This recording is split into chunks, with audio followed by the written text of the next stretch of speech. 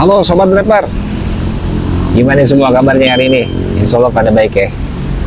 Jumpa lagi nih dengan Ane di channel kesayangan ente. Buat apa? Kisi-kisi untuk ikhtiar dengan taksi driver. Oke teman-teman, pada kesempatan hari ini Ane sekedar pengen nyampein materi mengenai cerita. Mungkin bisa ngewakilin juga yang terjadi dengan kawan-kawan sekalian nih. Tentang apaan tuh? Tentang ada kawan yang mengeluh dan mundur karena nggak bisa mendapatkan hal yang diinginkan dari narik taksi driver. Oke, apaan tuh? Nanti kita bahas setelah ini ya. Kita ngopi dulu nih.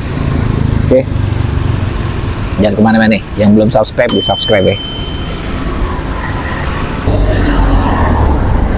Oke teman-teman, jadi gini ya, sebulan yang lalu tuh ada driver datang ke area ini ya. Terus dia cerita nih, pengen berhenti narik Maxim, pengen mundur dari Maxim karena yang dia jalanin itu nggak sesuai dengan harapan. Terus cerita panjang lebar, ternyata dia berharapnya itu sehari itu maunya dapatnya 300 sampai 3,5 dari taksi driver atau dari ngojol ya. Nah, kalau Ane tanya, sebenarnya ada masalah nggak dengan akunnya? Dia bilang nggak masalah. Itu di angka 150.000 ke atas sampai 200 kotor itu masih dapat per hari. Pertanyaannya adalah kenapa dia kok malah mau mundur gitu.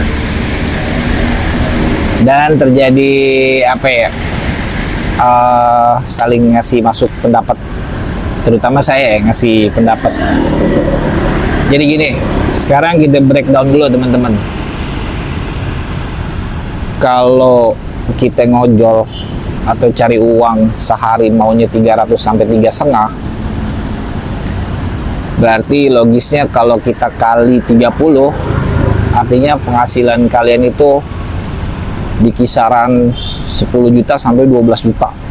Sadar gak? Contoh nih, kalian ngejar narik itu pengennya dapat 300 sampai 350 sehari. Berarti jumlah penghasilan kotor kalian kalau dikali 30 itu 10 juta. Kalian sadar nggak? Dengan gaji 10 juta itu, kalau kalian seorang pegawai, itu adalah posisi yang top di suatu perusahaan. Misalkan nih pegawai punya gaji segitu 10 juta sebulan, dia itu kemungkinan adalah pegawai yang mempunyai posisi penting di suatu perusahaan. Artinya apa? Kita semua tahu nih, kita itu adalah posisi profesi yang belum jelas gitu penghasilannya. Jadi saya hanya memberikan masukan agar ekspektasinya atau harapan cari omsetnya itu lebih dikecilin dan mempunyai indikator yang pas.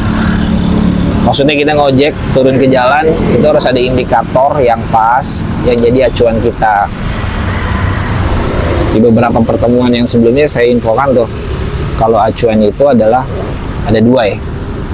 Pertama UMR.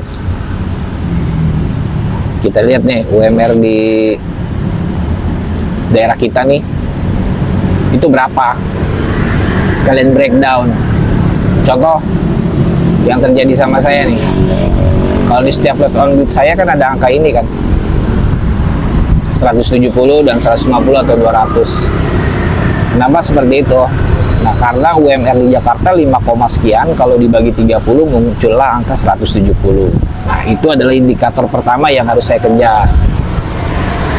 Jadi supaya kita bisa bertahan dengan profesi kita dan juga mental juga stabil, serta kita juga apa ya, nggak terlalu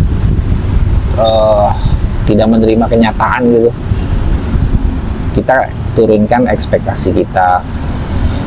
Jadi dengan ada acuan yang jelas, kalau mau ngikutin saya ya usahakan ya kita bermain di angka UMR 170, atau kalian challenge jadi 200 per hari.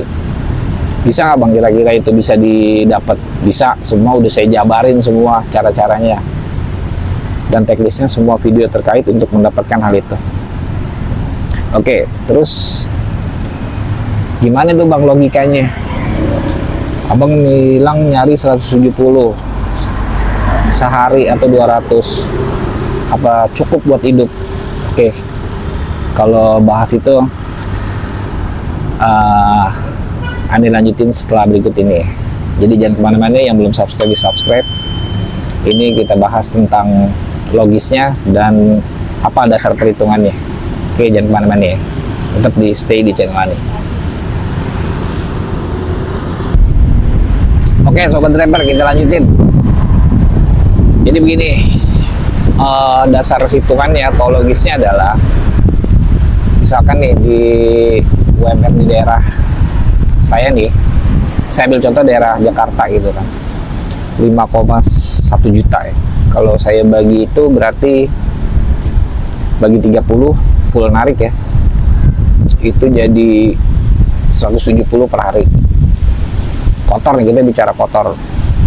Terus per hari itu kita keluarin kos. Nah, kita harus ada batas maksimal kos itu keluar harus berapa. Kalau saya 50 sampai 70 ribu. Dengan asumsi 20 ribu itu rokok dan sisanya itu jajan dan juga isi bensin nih. Berarti saya per harinya itu mengharapkan 100 ribuan teman-teman, atau 100 ribu lebih lah bersih yang dibawa pulang. Nah, dari 100 ribu bersih atau lebih itu kita kalikan 30, artinya saya mempunyai pendapatan bersih 3 juta rupiah.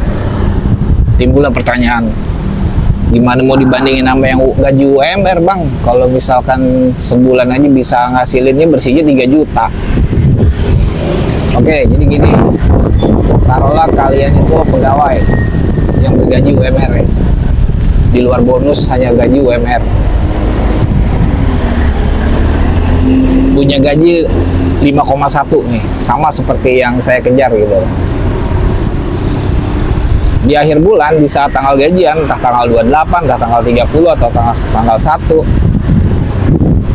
kalian itu pasti akan langsung ngeluarin biaya kan? Kayak biaya kontrakan, biaya cicilan motor, biaya bla bla bla bla bla. Tiba-tiba dihitung-hitung bisa tinggal 2 juta atau 1,5. Nah, waduh, thank you Cak. Manis nih kayak lo.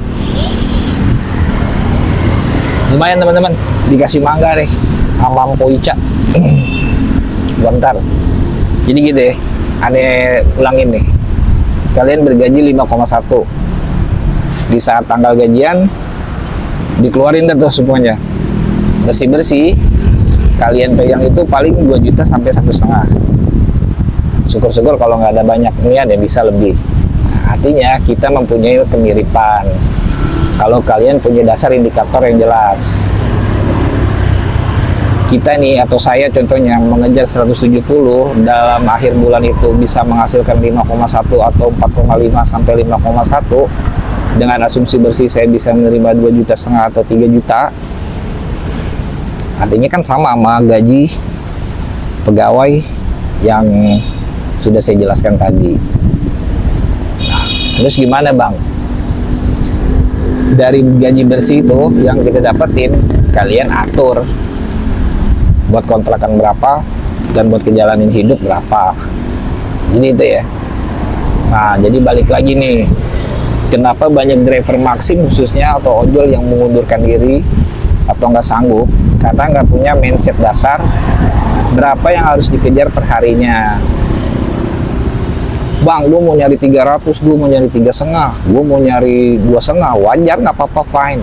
Semua ada kebutuhan dan bebas gitu. Tapi kita harus ada hal yang relevan. Ingat, kita itu adalah profesi yang nggak jelas duitnya. maksudnya nggak pasti, nggak seperti pegawai yang udah kalau gajian dia nominalnya yang sesuai dengan perjanjian. Kalau kita kan nggak, tergantung kita dan tergantung kondisi akun kita, gimana cara kita memeliharanya. Jadi itu teman-teman nih. Jadi saran saya itu kita kecilin ekspektasi kita, mulai narik dengan ada indikator berapa yang harus dikejar per hari dan kontrol biaya operasionalnya. Oke, jadi itu aja deh konten singkatnya. Terus ada pertanyaan, tapi bang, gue kayaknya nggak bisa 170, gue harus 200 atau 2,5. Nggak apa-apa, yang penting ada dasar hitungannya. Kalian mau nyari 200 atau 2,5 per hari, berarti kalau di akhir bulan berapa juta sekian. Nah, kalian tuh harus ada hitungannya sesuai dengan kebutuhannya. Jadi saat terjun ke jalanan ada mindset dasar, ada hal utama yang dasar yang perlu dikejar poinnya. Terus gimana cara ngejarnya? Udah semua video saya itu terkait supaya kita dapat menuju hal itu. Mulai dari tekniknya, polanya, caranya, merawat akunnya, nah itu semua ke arah situ. Jadi mudah-mudahan dengan ada video ini kalian bisa terbuka deh pikirannya. Jadi jangan tinggikan ekspektasi gitu, sehari mau dapat 400, 3,5, 300, itu hitungannya dari mana? Sedangkan kalau dikali 1 bulan, misalkan kalian mau ngejar 3,5, 400, itu kalian 12 jutaan lebih gitu. Itu adalah, kalau kalian pegawai kerja normal, itu adalah salah satu penghasilan atau gaji orang-orang yang penting di perusahaan itu, atau posisi yang strategis di perusahaan itu. Jadi itu ya teman-teman ya konten singkatnya. Jadi tetap semangat lah, kalian coba cari ikhtiar, yang penting bisa dirawat akunnya. Tetap stay safety di jalanan, selalu waspada, dan jangan lupa ya, di rumah banyak yang nunggu tuh. Jadi tahan emosi, hindarin ugal-ugalan, dan patuhi rambu-rambu lalu lintas. Oke sobat rapper, itu aja yang Ane mau sampein. Dan kemungkinan ini udah musim hujan nih, disiapin semuanya. Nanti berikutnya kita bahas tentang antisipasi narik di musim hujan. Oke, assalamualaikum sobat rapper, sukses selalu dan sehat walafiat semuanya. Salam rapper.